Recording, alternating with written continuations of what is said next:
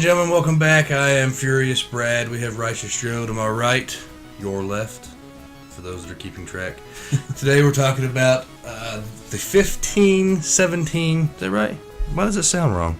That is correct. Yeah, the 1517 to Paris. I'm assuming that will be 3:15, right? Yes, sir. Time, Yep.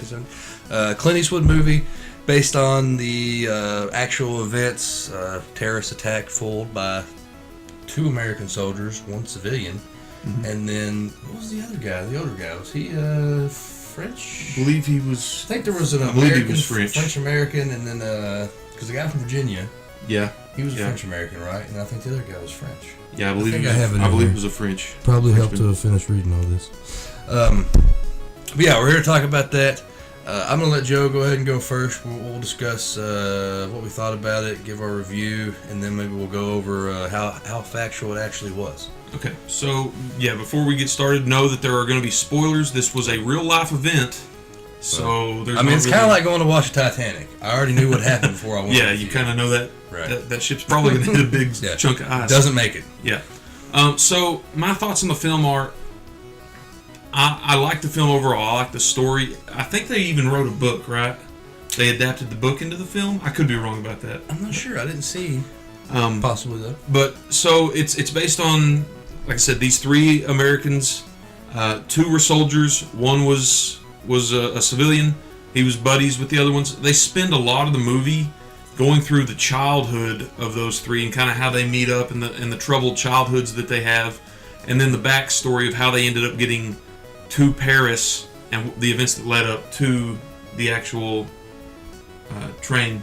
Yes, they did write an autobiography. Okay. The 1517 to Paris. The true story of a terrorist, a train, and 3 American soldiers by Jeffrey E. Stern, Spencer Stone, who was one of the soldiers, Anthony Sadler, who was the civilian, and Alec Skarlatos, who was the other soldier. So, it's interesting that it says 3 American soldiers. I guess they're considering him a comrade at that point, sort of. But he is a civilian in the film, at least. And here's the thing about this: Clint Eastwood directed it, but it was the 3 guys that were actually in the event. Mm-hmm. Spencer Stone, Alex Skarlatos, Anthony, that guy. Yeah, those 3 guys that were in the movie. They acted in the movie. Mm-hmm. Here's my breakdown on the film. I think it's probably a better book. Those 3 guys, God bless them, are not actors. And the child actors that they got to play them when they were kids are even worse. I was really kind of taken aback too. There were a couple of pretty known actors in that film. Mm-hmm. Jaleel White was in there. He was. Steve Urkel. Yeah, Steve Urkel was in there. I wouldn't really consider him a known actor, but... Well, we knew who he was. And he only had about 8 minutes of screen time. Yeah, it wasn't much. Jenna Fisher was in there. Judy Greer was the other one. Okay. Judy Greer. Yeah, but even then, like, their roles, I don't know if it was poorly written, because I don't expect them to be poorly acted. Well, even the principal of the one school is he was in. He's definitely Reno 911. Familiar. And, some other things. Yeah, but the acting and the writing was very chunky. It didn't feel like it flowed well at all. It felt like there were a lot of awkward pauses and things like that. I think the story beats were interesting, but it's an hour and a half long film, or however long it was. Leading up, and it only really deals with about a 3-minute long event in real life, and so for a lot of it felt like filler to me. Well, I think a lot of that was real life. It was just telling the story of things we didn't know. Right. The actual event that took place in 2015, there was only 3 to 5 minutes. Right. And throughout the movie, they showed some scenes, cut scenes. So I would say in total there probably wasn't but 6, maybe 7 minutes of screen time. Yeah. Probably on the actual train.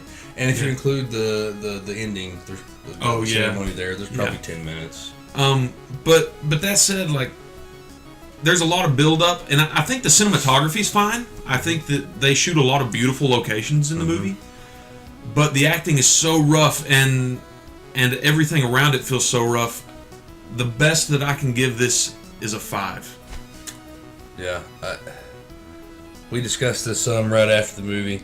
And I don't want to hate on or harp on child actors. I was pretty good at peeing my pants and eating when I was Right. when Yeah. I was a child of Yeah. some of these. Now some of these kids, 10, 12, 14. Obviously, I wasn't peeing my pants too much by then, but twice as 3 times a week. You've been working on it. Yeah, I hate the tech talk. They were bad, and there's a lot of good child actors out there. A lot of things I've seen children in that are amazing. Yeah. This wasn't one of them. And again, it could have been. Some of the writing wasn't great, and I also. I want to believe, because Clint Eastwood hasn't done a bad movie that I've seen him direct. Yeah. I like virtually all of his stuff. But knowing the way he is, I bet you he was factual. Everything's going to be real. Yeah. And I bet you that some of that writing, because it didn't seem like they added a lot of things in for dramatic or Hollywood effect. No, there wasn't much special effect. Yeah. There were some practical effects in the movie. Yeah, I was talking about writing. Yeah, wise. yeah. I don't Yeah. think they. I mean, you watch A Love Story. Most people don't really say that kind of stuff in real life. Yeah. It's written in there for dramatic effect, and maybe if they do, I've been doing it wrong. I don't know. But I felt like a lot of it was things that real 13 or 14-year-olds would probably say. Yeah. And I think that hurts it when you're talking about grading in it on a film standard. Right. I would have to. A 5.5 is what I had in mind. A 5.5 is about right, I think. It's still not bad. The story's good. Seeing how these Yeah. 3 kids that, and growing up, they were considered some of them problem child. They weren't doing anything too bad. They liked to play little practical jokes. They got in trouble for toilet paper in somebody's house, and Yeah. when they were kids, they liked to dress in camo. You could tell a couple of them wanted to be military kids. That's Right, what they wanted to absolutely. do. They played Yeah. with airsoft guns. They played war. I mean, and they talk very much in the film about how they were troubled because their parents had split up and they didn't have that fatherly guidance Right. in there. And Well, one of them even actually moves to live with his father at the Yeah. suggestion of. They Yeah. get kicked. They have some trouble at public school. They get moved around. They end up at a Christian school. It's suggested that one of the kids actually move in with his father, and 2 of them, the 2 best friends, the Spencer and the Alec, they actually get separated. The Alec goes and moves with his father, and so they kind of.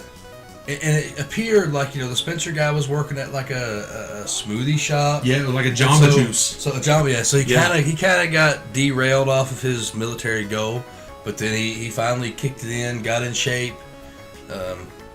and I actually was seeing he wanted to do pararescue. He wanted to do pararescue. Yeah. Save lives, and that's you're in the chopper. Most times they're in choppers. They're out rough seas, flooded areas, whatever. Yeah.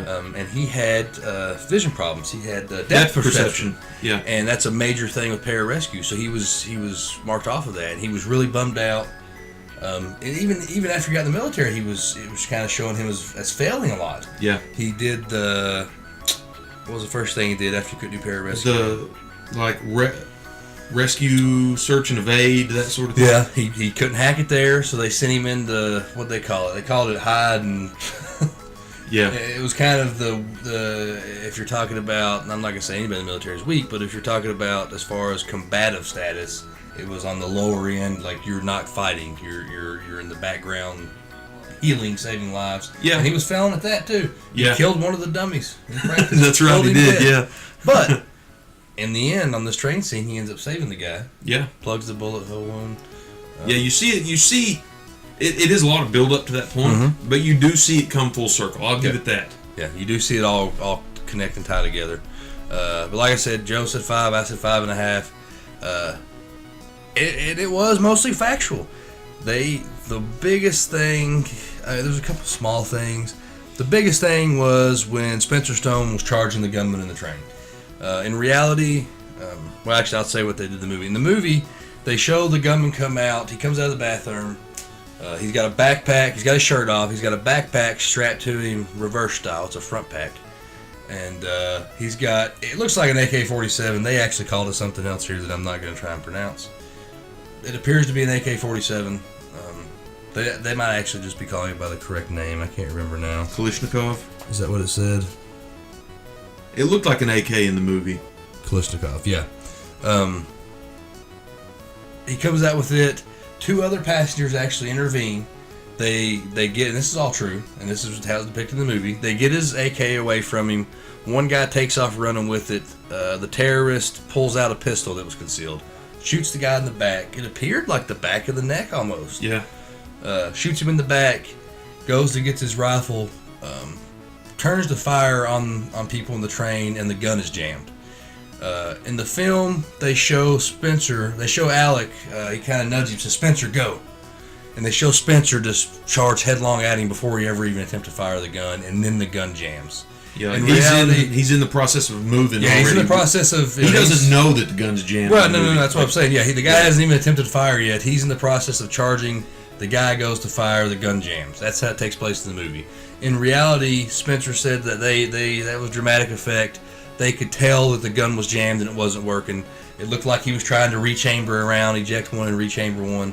And so when they saw that, that's when Alec, and I'm not taking anything away from him, that's when Alec said go, and he charged in. They fought him. Spencer ends up actually getting cut several times in the back of the head. He took Gets his several. thumb almost cut off. And he ends up choking him out. Yeah. Which it shows him learn early Yeah, on in the movie. he took Jiu-jitsu. jujitsu. Yep. Yeah. Took some jiu-jitsu. He learns the choke out where you put the pressure on the carotid Yep. artery. So that was all kind of interesting. I thought, like, oh, he actually learned to do Right. that. Yeah. He was able to So internalize that it. was the biggest thing that wasn't fact and fiction, and it wasn't dramatically exaggerated by much. Either way, it takes some Stones. giant boulders Yeah. to go charging at a guy with an automatic rifle, whether Yeah. that's jammed or not, because it doesn't take but just a second to Rechamber. rechamber one, and if it rechambers, then he's boom.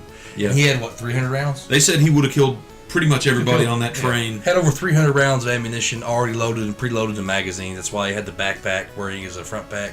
That way he could just eject the mag and keep going. It would have been mass loss of life. Yeah. If it wasn't for these three guys.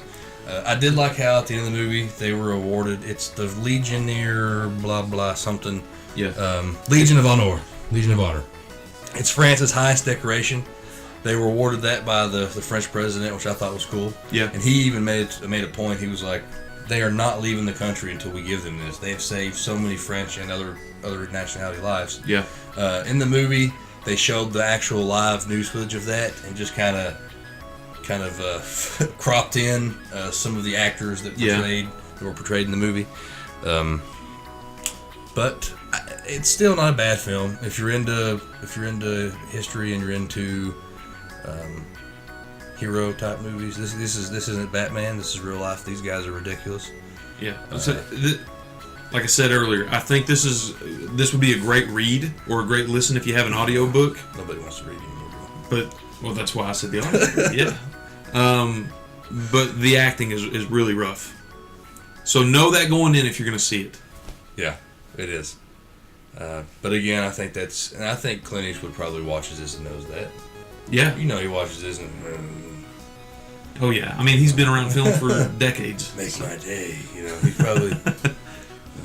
Do you feel lucky? I don't know. He probably knows it's not his greatest work, but I think he wanted to do. And I actually saw an interview with him. He wanted to do factual. He wanted to portray these three guys. And it almost didn't happen. They contemplated canceling their trip to Paris multiple times. Yeah. And if they had, imagine, there could be 150 people dead. Yeah. How many people's on that? If you're on a train, especially those trains over You there, got nowhere to go. You're not jumping off. No. You're dead if you jump off. They're going 70, 80 miles. I mean, I don't know how fast it goes. They're moving. Yeah. So you're done. I mean, without these guys, Yep. it'd been a different story. Yep. Anything else to add? That's it. Make sure you check us out on all of our social media. Like the video. If you would, if we earned it, subscribe to the channel. We would really appreciate that. Just do it anyways. I don't know Yeah, it's do not it. bad if we earned it. If you're watching, subscribe. We're putting out YouTube content, trying to do it several days a week. We got a Let's Play going of Shadow of the Colossus right now. Also, we are doing Furious First Quick Looks. Shadow of the Colossus HD remake of a remake. Yeah, this is the third incarnation of that game. Quick looks of video games. We've got other movie reviews going on. Streaming right now, scheduled stream Tuesday, Thursdays, and Fridays. It's Twitch. 6 p.m. Central on Tuesdays and Thursdays. 8 p.m. Central on Fridays. That's at twitch.tv/Righteous Fury Gaming. You can also check us out Media. I did it again. Yeah, Righteous Fury Media. We rebranded. RighteousFuryMedia.com. We've got all of our reviews up over there. And the Twitch is Righteous Fury Media as well. Yeah, Twitch.tv's been changed to Righteous Fury Media. You can check us out on Twitter at Right Fury Media and Facebook at Righteous Fury Media. I think that's it. So, thank you all. God bless. Stay righteous. Have a good night.